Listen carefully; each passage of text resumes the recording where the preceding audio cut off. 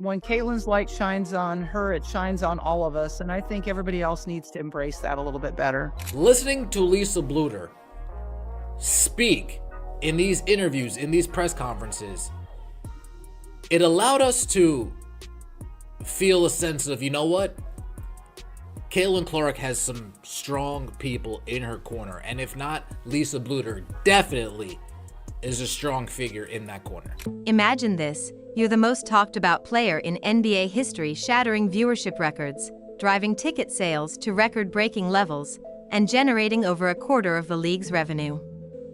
Along the way, you've broken 62 records.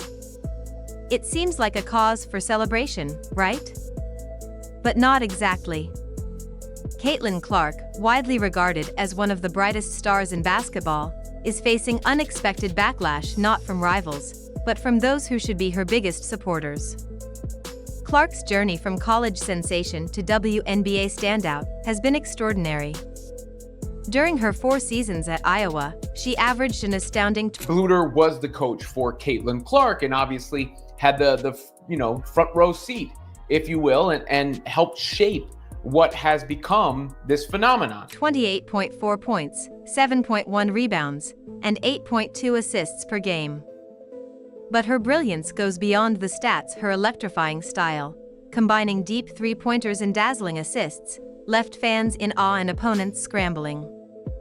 She didn't just play basketball, she redefined it, helping Iowa sell out every game in her final season. Her transition to the WNBA wasn't just smooth, it was explosive. Clark became a rookie sensation, leading the Indiana Fever to their first playoff appearance in near. We just watched the 4 college years of Caitlin Clark, and a question sticks out. What can't she do? We are watching one of the greatest basketball players of all time. Nearly a decade, drawing record crowds and bringing a fresh wave of fans to women's basketball. By season's end, she had earned WNBA Rookie of the Year, All WNBA First Team honors, and was named Time Magazine's Athlete of the Year. My expectation is to be one of the best players in the world one day. I wouldn't expect anything less than that. It seemed like a fairy tale, but not everyone was celebrating. The accolades sparked controversy, raising questions about recognition and equity in women's basketball. Washington Mystics owner Sheila Johnson voiced concerns. More history for the Fever rookie! At this point, continue to be myself, and I think a lot of good will come from this. Stressing that the WNBA's success was the result of decades of hard work, not the rise of a single player. Johnson pointed out the often overlooked contributions of players of color who, despite their talent, didn't always receive the recognition they deserved. The debate ignited a wider conversation about whose stories are told, whose achievements are celebrated, and who gets left behind. Time Magazine names Iowa's Caitlin Clark Athlete of the Year. Clark follows Lionel Messi, Aaron Judge, and Simone Biles. No unbiased person sees this as a controversial choice. Despite the backlash, Clark responded with maturity and poise, displaying wisdom beyond her years. Yet, the weight of this controversy left many wondering, why was a rookie left to handle such challenges alone?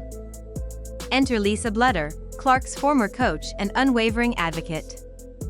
Blutter stepped up, calling the criticism misguided and highlighting Clark's positive impact on the game. Her defense of Clark not only shed light on the challenges faced by women's basketball but also underscored the importance of unity in the sport. Just when it seemed Clark was facing criticism alone, Blutter's powerful voice rose above the noise.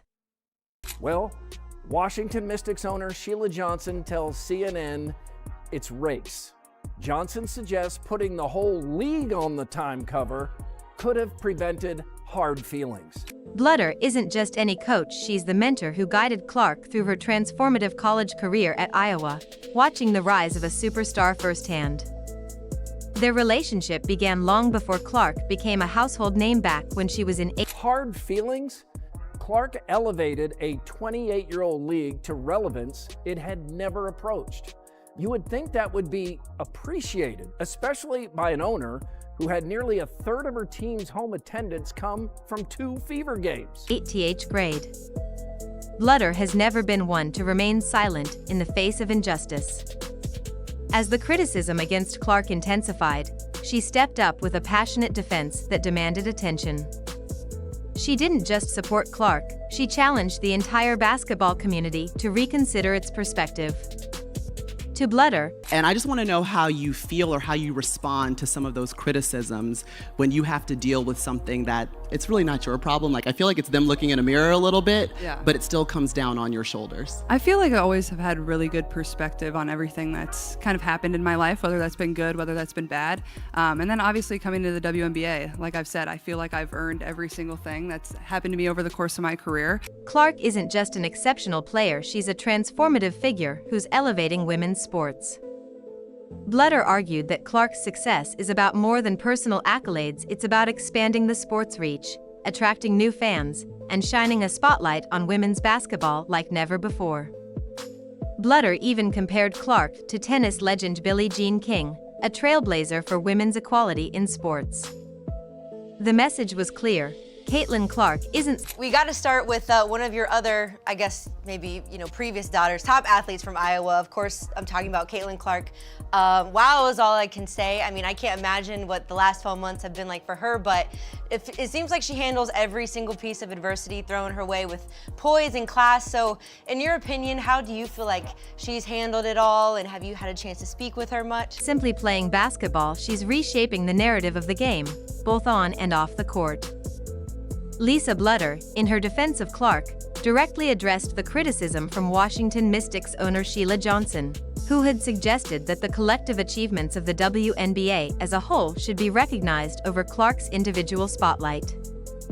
Blutter responded with a powerful call for unity and perspective, reminding everyone that Clark's success doesn't diminish the achievement. After hearing the nonsense, Lisa Bluder, in the most recent interview she's given, speaks about that. Of others, it elevates the entire sport. She emphasized that Clark's impact extended far beyond her individual accolades. Blutter recalled how Clark's leadership and vision inspired her Iowa teammates, including. Oh, I get to speak with her, absolutely. Sometimes during games, we'll text each other and talk about how the game flow is going, the Iowa Hawkeye games are going, but no, I think she's handled this unbelievably. You forget sometimes, this is a 22-year-old, right? She's been named Time Female or Athlete of the Year and has had all kinds of things coming at her from all different types of directions. Including her bold declaration that they would make it to the Final Four and then leading them there. Clark's influence wasn't just a product of her extraordinary talent, it was her ability to ignite belief in her teammates and make them embrace the possibility of greatness. As Blutter's impassioned defense of Clark spread across social media and sports network. With that publicity becomes some haters always, and that's unfortunate. But we really work hard at Iowa on putting the blinders on and just being able to be very tunnel visioned, and I think it's helping her right now. The tone of the conversation began to shift. What had once been framed as a debate over individual recognition now evolved into a discussion about the broader implications of Clark's accomplishments. People started to see her achievements not as isolated triumphs, but as milestones for women. It's silly to me that anybody's trying to take away from something that's so good in your sport right now. I mean, this is a person that's really helped athletics, helped women's sport in a way that nobody has helped women's sports maybe since Billie Jean King. So let's get on the bandwagon and help her out, make her life a little bit easier, because she is helping all of us. Women's basketball as a whole, each one helping to break down barriers for future generations of players. One of Blutter's most poignant statements captured this shift perfectly. When Caitlin's light shines, it shines. Sometimes, we used to tell our team, listen, when Caitlin's light shines on her, it shines on all of us. And I think everybody else needs to embrace that a little bit better. On all of us. These words resonated far beyond the basketball court, offering a powerful reminder that success in women's sports is not a zero-sum game. When one player rises, she can pave the way for countless others to follow. Blutter's unwavering support sparked meaningful conversations about the future of women's basketball, highlighting the importance of recognizing and celebrating rising stars like Clark. It became clear that this was no longer just about defending Caitlin Clark, it was about reshaping the narrative of women's sports for future generations. You know, she's really goal-driven, and so if she thinks something's going to help her achieve the success, that team success, she's all on board. It was really easy keeping her focused on the prize. Blutter's message called for a broader understanding. One player's success isn't just her own, it's a victory for the sport, for every woman athlete, and for the generations of young girls who will now see a new standard of